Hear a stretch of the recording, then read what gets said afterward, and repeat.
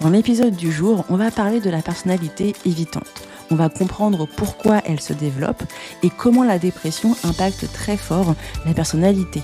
L'objectif est de t'aider à savoir quels sont les comportements à ne pas tout simplement accepter et comment l'indépendance émotionnelle peut être un pilier de taille pour t'aider à gérer au mieux la personnalité évitante. Hey, bonjour à tous et bienvenue. Vous écoutez Raconte-moi ta dépression, c'est le podcast dont vous avez besoin pour gérer au mieux la vôtre et celle de votre proche. Moi, c'est Manuela et je suis coach pour dépressifs et pour proches de dépressifs. Après dépression, rechute et tout ce qui va avec, j'ai décidé de faire en sorte de pouvoir apporter aux personnes qui en souffrent directement ou indirectement je dis bien tous les conseils que j'aurais aimé avoir pour mieux gérer la mienne. D'ailleurs, n'écoute surtout pas la voix de la dépression et ne pense même pas un seul instant que tu ne puisses pas t'en sortir. Vois cet épisode comme une conversation chaleureuse avec une amie qui n'a qu'une seule envie, t'aider face à ta dépression. Tu es perdu, tu ne sais plus comment faire, la dépression de ton proche commence à te dépasser, et bien toi aussi, tu es au bon endroit. Je te proposerai, cher proche, des conseils concrets pour l'entourage des dépressifs afin d'être une aide réelle et non une aide destructrice. Chaque mercredi pour les proches des dépressifs et chaque vendredi pour les dépressifs, ici, je te partage tous les conseils dont tu as besoin pour retrouver joie, motivation et savoir-faire.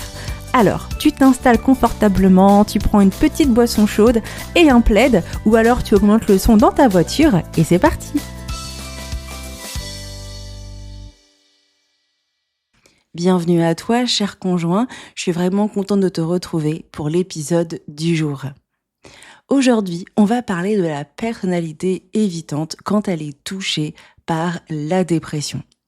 En tant que thérapeute dépression depuis maintenant plus de 5 ans, j'ai tendance à voir de plus en plus de conjoints qui viennent me voir pour me parler de leur partenaire qui a toutes les caractéristiques de la personnalité évitante. Il est vrai que cette personnalité peut devenir un véritable challenge quand elle est touchée par la dépression. On va donc se retrouver avec quelqu'un qui, du jour au lendemain, peut se retrouver de plus en plus détaché, froid, silencieux, presque absent, n'a plus envie de gestes d'affection, n'a plus envie d'être avec la personne, recherche beaucoup de distance.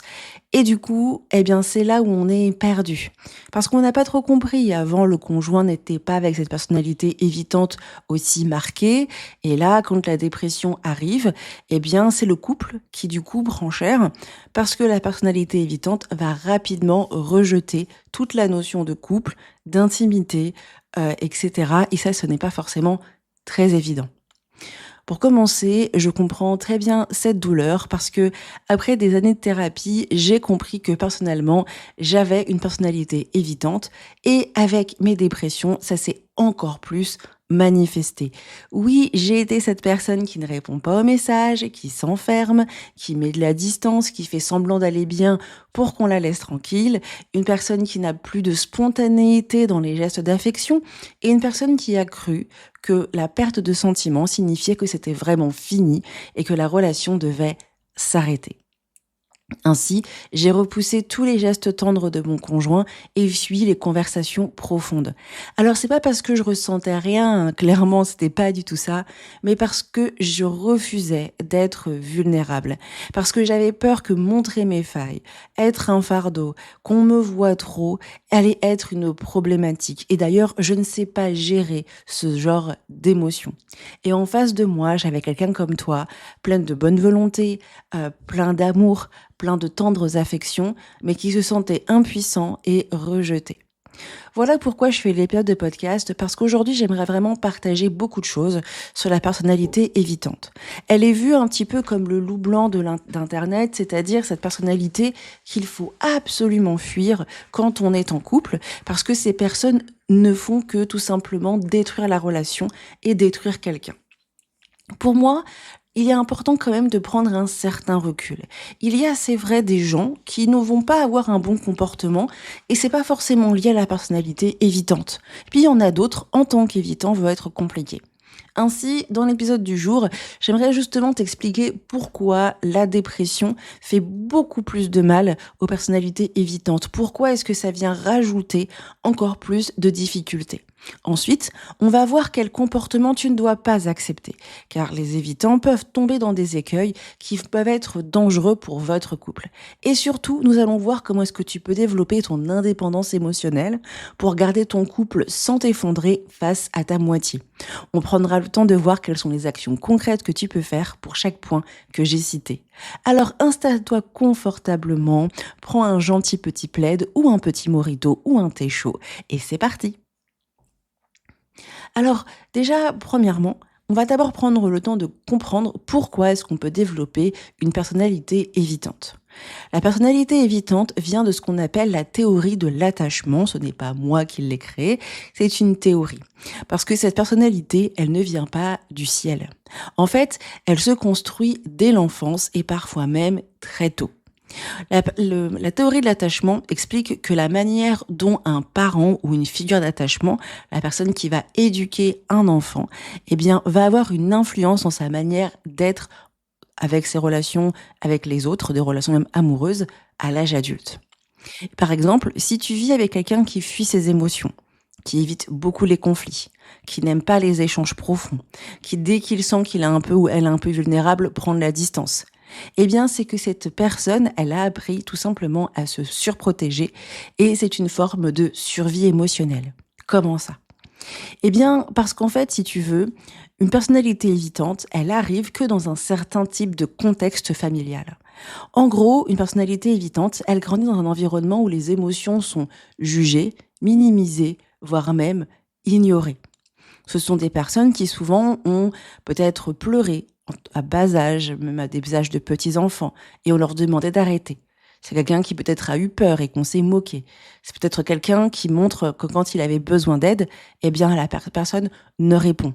Et petit à petit, il a appris que s'il montre sa vulnérabilité, eh bien ça va se retourner contre lui. Il n'aura pas l'aide ou elle n'aura pas l'aide nécessaire. Et donc, l'évitant apprend à ne plus rien montrer.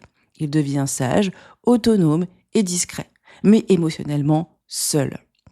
Et ce qui est assez intéressant, c'est que ça ne veut pas dire que les parents de l'évitant ne l'aiment pas.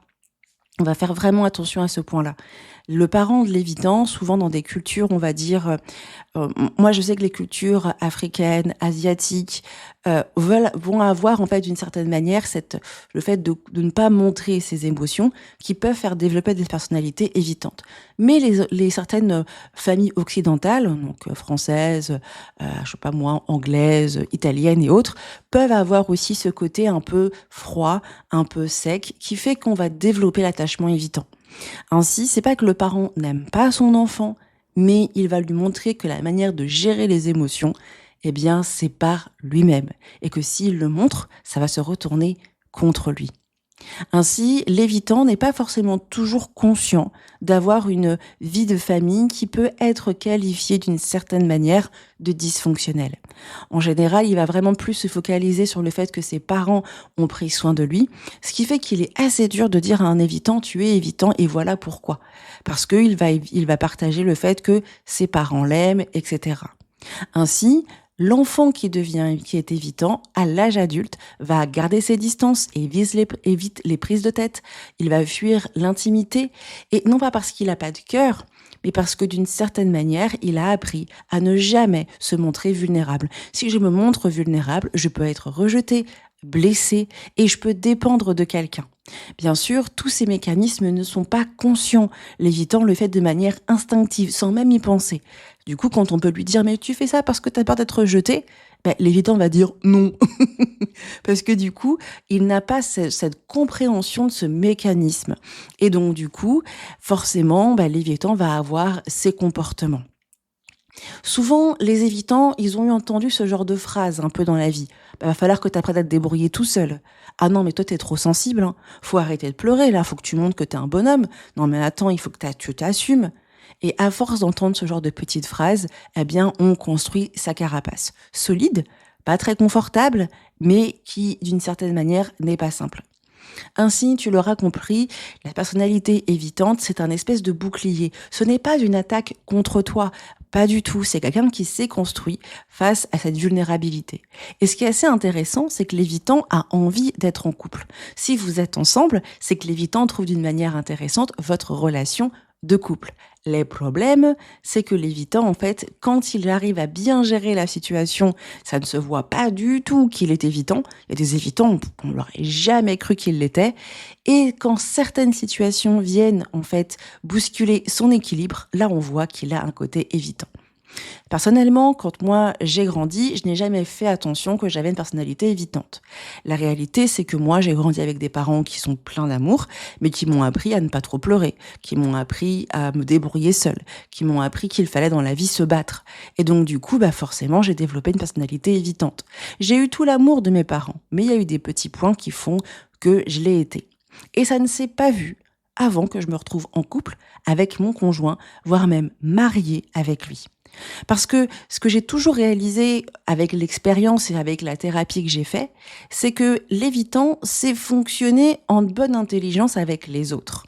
Faut pas croire que l'évitant, c'est toujours cette personne qui est méchante, manipulatrice, qui n'en a rien à faire, qui collectionne les minettes ou les minots. Je sais même pas si on peut dire ça. Et en fait, ce n'est pas forcément toujours vrai. Il y a des évitants qui ont cette personnalité-là. Là, ce sont des gens qui aiment jouer avec les personnes. On s'en fout qu'ils soient évitants ou pas. Mais en général, un évitant, il va apprendre à gérer sa situation et à contrôler sa manière de montrer ses émotions.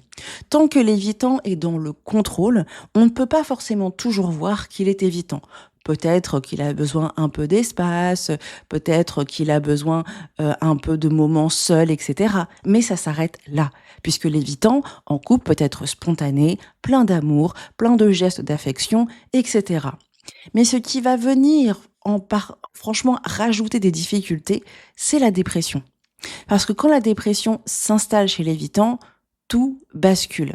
Il n'a plus l'énergie pour faire, entre guillemets, semblant. Ainsi, il se referme encore plus, devient silencieux, absent, voire même presque étranger. Ce qui n'est pas simple, c'est qu'il va mettre plus de distance parce qu'il n'arrive pas à gérer ses émotions et que du coup, d'une certaine manière, il n'a pas envie de gérer ses émotions devant les gens. J'ai appris que si je montrais mes émotions, ça allait se retourner contre moi. Ainsi, l'évitant va apprendre à tout intérioriser au lieu d'extérioriser. Et là, c'est le plus gros problème. Ainsi, quand l'évitant est face à la dépression, eh bien, d'une certaine manière, la maladie étant capable d'éteindre ses émotions, elle va créer un vide intérieur tellement fort que l'amour peut devenir inaccessible. Et l'évitant qui vit déjà peu de connexion émotionnelle, puisque l'évitant n'aime pas trop ça, alors quand ses sentiments vont disparaître, t'imagines le comportement de taré de l'évitant? Eh ben, il y croit. L'évitant, c'est un truc de fou. Que ce soit moi personnellement ou les clients que j'ai vus, l'évitant, dès que ses sentiments partent, il est persuadé que c'est normal et il ne va jamais, de manière spontanée, dire « Ah, c'est la dépression ». Et donc du coup, il ne remet pas en question son ressenti et finit par affirmer que tout est terminé froidement, voire même brutalement. Et c'est ça qui n'est pas simple avec la personnalité évitante. Et du coup, la personnalité évitante, elle a souvent beaucoup de mal à reconnaître qu'elle est en dépression. Elle rejette, elle minimise, elle refuse l'aide, elle garde sa façade et d'une certaine manière, pour elle, elle va en fait intérioriser encore plus de choses. Elle rejette, elle fait la remise en question, du rejet, etc. C'est ça qui n'est pas simple avec la personnalité évitante avant tout de suite d'aller, en fait, tout simplement lui dire, voilà, les évitants, c'est tous des enfoirés, parce que du coup, il aime pas mes sentiments. On va rappeler un truc. L'évitant est construit pour ne pas montrer ses sentiments. Et quand l'évitant se retrouve coupé de ses sentiments et qu'il n'ose pas parler de ses émotions parce que il a appris que s'il parle de ses émotions, ça va se retourner contre lui, eh bien, face à la dépression, l'évitant ne parle pas. L'évitant ne sait pas gérer et l'évitant ne va pas chercher à comprendre ce qui se passe. Il va tout simplement essayer de fonctionner un petit peu au radar et voilà les comportements que l'on va avoir. C'est pour ça qu'il est vraiment important de bien comprendre la personnalité évitante et son fonctionnement. Tous ces points-là sont des explications. Est-ce que c'est une justification? Pas du tout. Pourquoi c'est pas une justification? Parce qu'en fait, c'est pas parce que la personnalité évitante a du mal à gérer la dépression qu'on doit faire « Oh, pauvre personnalité évitante, je vais te laisser le temps de comprendre ce qui t'arrive. Et moi, de mon côté, en tant que conjoint, eh bien, je vais laisser mon cœur meurtrir. Parce que le plus important, c'est que tu acceptes que tu es en dépression. » Non. Manuela dit non. C'est quelque chose que je voulais vraiment venir hurler sur un épisode de podcast et quelque chose que je voulais vraiment dire. Tout ce que je viens de dire, c'est une explication. J'ai eu ce comportement-là. Mais parce que on a été clair face de moi, parce qu'on n'a pas tout accepté et parce qu'on a expliqué des choses, eh bien, d'une certaine manière, je me suis retrouvée à devoir prendre mes responsabilités. Et c'est là, en fait, où c'est important de se rendre compte qu'on peut expliquer et que ça ne veut pas dire que l'on doit justifier. L'explication n'est pas une justification. Parce qu'il y a un point très simple, Léviton dans son comportement te fait du mal à toi qui m'écoutes. Léviton dans son caractère, dans sa dépression, en train de saboter ton couple. Est-ce que ça veut dire que l'on doit tout accepter? Bien sûr que non. On n'a pas à accepter ce comportement-là parce que ce comportement-là n'est pas simple. Et toi, tu as aussi besoin que l'on prenne soin de toi. C'est vraiment important que je prenne le temps de dire ça, parce qu'en tant que thérapeute, souvent on me dit Manuela, mais oui, mais t'as expliqué que l'évitant ceci, que l'évitant cela. Donc du coup, je lui donne du temps. Non. Enfin, j'explique que c'est pas donner du temps, mais c'est mettre en place des actions.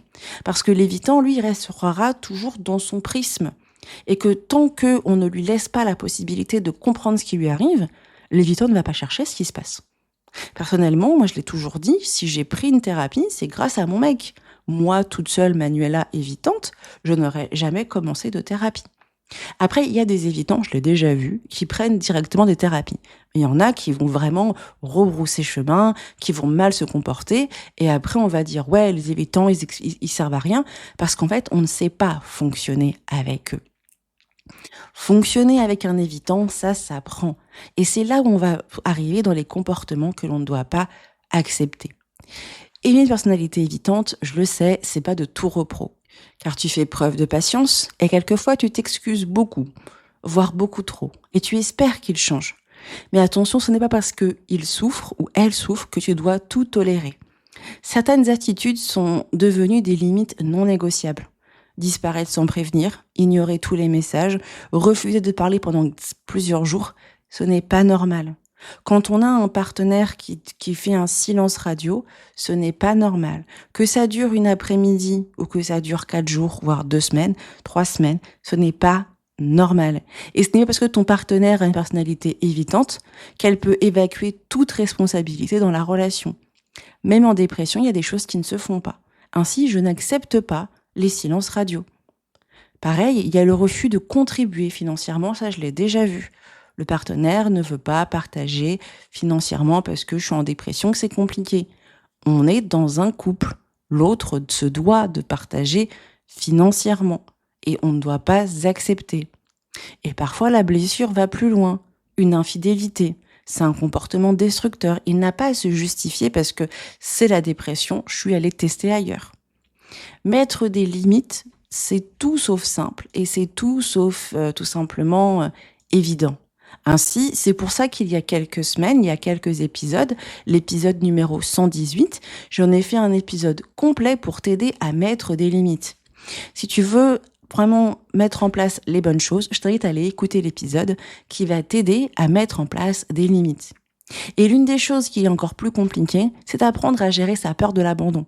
Parce que tu as peur qu'en disant non, l'autre s'en aille pour de bon. Mais la réalité, plus tu dépasses cette peur, plus tu trouveras ta force. Et cette force permettra aussi à l'autre de respecter la relation. La personnalité évitante a besoin de recul, oui, mais toi tu as besoin de dignité. Aimer, ce n'est pas disparaître. Aimer, ce n'est pas accepter tout et n'importe quoi. Même si la dépression est une maladie qui est très compliquée. Parce que l'évitant, dans son comportement, eh bien, il te fait du mal. Et là, on n'est pas là, en fait, pour tout simplement se faire marcher dessus. Donc, ce qu'il faut savoir, c'est dire « je suis là », mais pas à n'importe quel prix. Ainsi, quand tu es face à ton conjoint qui est évitant, bien sûr, ça ne veut pas dire que tu ne vas pas utiliser toute la douceur et toute la compassion que l'on va partager à quelqu'un qui est en dépression.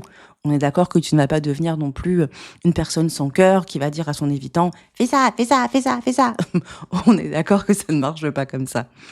Par contre, ce qui va être important, c'est que toi, pour que ton conjoint puisse faire ce qu'il faut faire, il est important que tu puisses, d'une certaine manière, ne pas laisser tes émotions prendre le dessus. Ainsi, c'est pour ça qu'il est important d'exploiter l'indépendance émotionnelle pour t'aider à gérer la personnalité évitante que tu as face à toi. Quel est l'intérêt d'avoir de l'indépendance émotionnelle?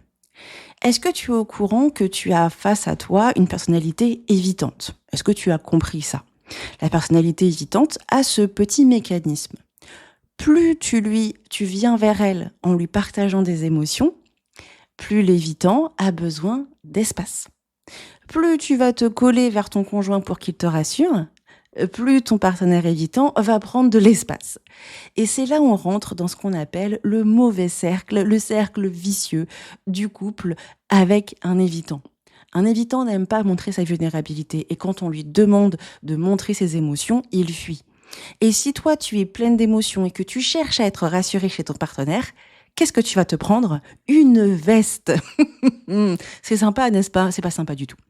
Et donc du coup, c'est là où l'indépendance émotionnelle, elle a entièrement sa place. L'indépendance émotionnelle, qu'est-ce que c'est? C'est la capacité de ressentir une émotion, puisque ressentir une émotion n'est pas un problème, comprendre et gérer ses émotions sans dépendre de l'autre pour aller bien. Puisque l'évitant n'est pas dans la capacité de répondre à tes émotions, de t'apaiser quand il est en espèce de crise là, quand il est pas bien, il ne sera pas capable de te répondre, eh bien l'indépendance émotionnelle te permettra d'une certaine manière, eh bien de t'apaiser et de ne pas laisser l'émotion venir saboter votre relation ou l'échange que tu vas avoir avec un évitant. C'est le contraire de la fusion ou de la panique affective. Tu restes connecté à toi-même et tu ne te perds pas dans l'émotion de l'autre et tu n'attends pas non plus que l'autre vienne te réparer puisque l'évitant est dans l'incapacité de le faire. Et donc, du coup, tu es dans la capacité de plus facilement poser un cadre, poser des limites, parler avec douceur et gérer au mieux la situation. Pour cela, laisse-moi tout simplement te prendre un exemple et te montrer en fait comment est-ce que l'intérêt de l'indépendance émotionnelle. Ton conjoint en dépression, vous discutez. Et puis tout à coup, tu lui poses une question un peu du style mais oui, mais est-ce que tu m'aimes ou est-ce que je ne sais pas quoi, une question qui va lui demander de montrer ses émotions. Et là, pas de chance, tu es en évitant, il ne répond plus. Sans l'indépendance émotionnelle, voilà ce qui va se passer. Déjà, tu n'es pas content parce que tu n'as pas reçu, tout simplement, une réponse à ton message. Ainsi, ton cerveau s'emballe. Il m'ignore, il ne me respecte pas, il ne m'aime pas assez, il est en train de s'éloigner, ça veut dire que c'est fini, et notre couple, et demain dans quel sens on va, etc. Qu'est-ce que tu vas faire? Eh ben, tu vas renvoyer un message, puis un autre. Ou alors, peut-être tu ne vas rien faire, mais tu vas vérifier s'il est en ligne. Tu te sens rejeté, abandonné, en panique. Tu n'arrives pas à faire autre chose que penser au fait que ton partenaire ne répond pas à ton message. Ainsi, ton état émotionnel dépend de ce silence. Qu'est-ce qui va se passer avec l'indépendance émotionnelle? Est-ce que c'est le miracle? Eh bien, pareil, tu es déçu que ton partenaire ne réponde pas à ton message. Tu es même en colère. Tu es même frustré. Tu as même en plus de l'anxiété. Tu ressens cette tension. Mais tu la reconnais. Et tu te dis, bon, il ne répond pas. C'est mon évitant. Malheureusement, je ne peux pas faire grand-chose. Je vais attendre qu'il se calme et qu'il revienne vers moi. Ainsi, tu respires. Tu régules ton émotion, donc tu as de la colère et tu trouves que c'est injuste. Donc peut-être que tu vas prendre un coussin que tu vas faire sur ton coussin, tu vas taper même dans ton coussin et après tu vas t'apaiser. Et là, tu vas passer d'autres choses dans ton après-midi. Tu vas aller, par exemple, faire tes courses, ranger les choses, ranger la maison, sans pour autant que cette situation vienne t'embêter. Ainsi, tu ne mets pas ton couple au centre de ta survie et tu laisses la place à l'autre sans t'abandonner toi-même. Ça ne veut pas dire que ton conjoint va pas se prendre une méga rouste quand il va répondre à ton message, mais là, ça veut dire que tu es apaisé et que tu n'es pas dans un comportement qui est pas bon. Parce que ce qui va vraiment t'aider avec l'indépendance émotionnelle, c'est de ne pas tomber dans le piège de la peur de l'abandon ou de l'anxiété et avoir des comportements qui vont encore plus mettre de la distance avec l'évitant. Ainsi, l'indépendance émotionnelle, ce n'est pas rien ressentir. Parce que ressentir, c'est normal, c'est humain, que tu aies des émotions, ça fait partie de la vie. Mais c'est avoir une émotion sans que cette émotion te contrôle. Et ça, mon frère, ma sœur, ça libère. Ça libère. Et ça fait du bien. Voilà pourquoi l'indépendance émotionnelle est vraiment l'un des piliers de mon accompagnement, parce que ça permet sincèrement de ne pas laisser notre construction, surtout si on a un attachement insécure, anxieux, venir en fait répondre de base aux comportements qui ne sont pas bons de l'évitant. Alors concrètement, comment est-ce qu'on arrive à appliquer tout ça? Eh bien, on va y aller étape par étape. La première étape est tout simplement de reconnaître ce qui m'arrive. Quelle est mon émotion? Qu'est-ce qui se passe? Qu'est-ce que je ressens? Ainsi, comprendre que j'ai une émotion, ça m'intéresse. Une émotion a toujours un besoin à traiter. J'ai de la colère, j'ai de l'injustice. J'ai du dégoût, j'ai besoin que les choses changent. Je suis triste, il faut que je libère ma tristesse. Voilà, j'ai des émotions. Ensuite, deuxièmement, je vais revenir à moi. Comment est-ce que je peux réguler mon émotion? Si j'ai par exemple de l'injustice, je vais aller taper dans mon coussin. Si je suis dans la tristesse, je vais pleurer. Et en fait, je vais libérer mon émotion dans le contrôle, en me posant la question suivante. Qu'est-ce que je ressens? De quoi est-ce que j'ai besoin? Etc., etc. Une fois que j'ai régulé mon émotion, que la sensation physique a disparu, eh bien, je vais me mettre en action. Mon bien-être ne doit pas dépendre de l'autre. Ensuite, en troisième étape, du coup, je vais prendre tout simplement des actions. Au lieu d'attendre un signe de l'autre, je choisis de faire ce que moi j'ai envie. Aller me balader, prendre de l'air, manger un truc qui me fait du bien. C'est peut-être des choses simples, mais c'est très puissant. Ensuite, l'autre va revenir. Dans l'indépendance émotionnelle, ça ne veut pas dire de dire « Ah, mon chéri, puisque tu as une personnalité évitante, j'ai appris à me réguler. Comme ça, tu pourras continuer tes bêtises. » Non. Ça va nous permettre ensuite de poser une limite. Je n'ai pas apprécié le fait que tu ne répondes pas à mon message. On avait défini que si tu ne répondais pas, si tu n'étais pas capable de répondre, eh bien, tu pourrais tout simplement m'envoyer un pouce. Moi, j'aime bien proposer ça à mes clients. Eh bien, je remets le cadre. Je remets tout simplement ma limite. Sans crier, parce que j'ai pas besoin de crier pour pouvoir être entendu, sans manquer de respect, mais en étant clair, calme et rappelant que ça, ce sont les codes de la relation. Ensuite, eh bien, je vais prendre le temps de réguler mon émotion et de relancer la relation.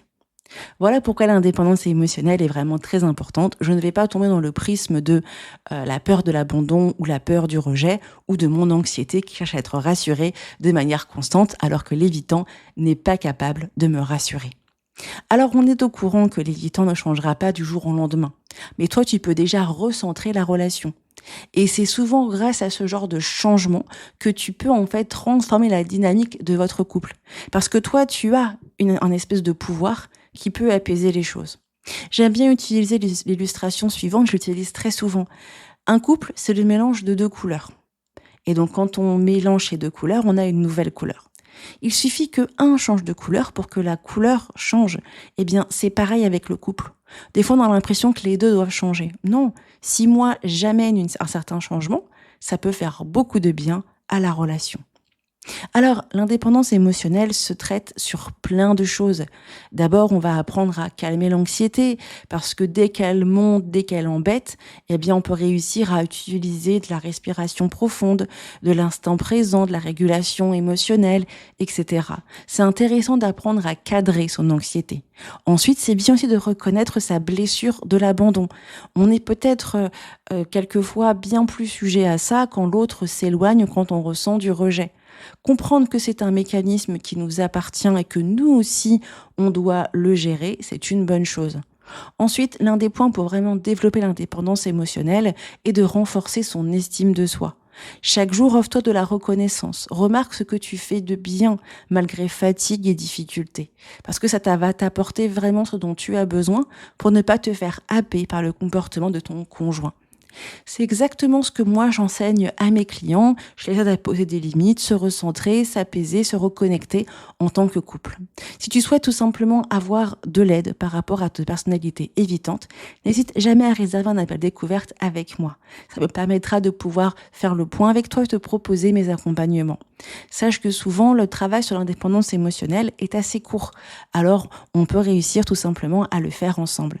Vraiment, pour tout simplement réserver un appel découverte, le lien dans les notes de cet épisode, que tu sois sur Deezer, Apple Podcasts, Spotify ou sur YouTube. Tu peux donc réserver un créneau avec moi, c'est sans engagement. Et si ça te convient, eh bien, je t'aiderai à développer l'indépendance émotionnelle. On a vu beaucoup de choses aujourd'hui, n'est-ce pas? La personnalité évitante, c'est une personnalité qui n'est pas évidente du tout. Quelqu'un qui a tendance à mettre de la distance parce qu'il ne sait pas gérer ses émotions. La personnalité évitante vient de sa construction. C'est pas quelqu'un qui a décidé de venir te faire suer, mais qui tout simplement, d'une certaine manière, s'est construit par ses parents ou les personnalités qui l'ont tout simplement éduqué. Et du coup, qui a appris en fait, pour sa survie émotionnelle, de ne jamais être vulnérable et de ne jamais montrer ses émotions.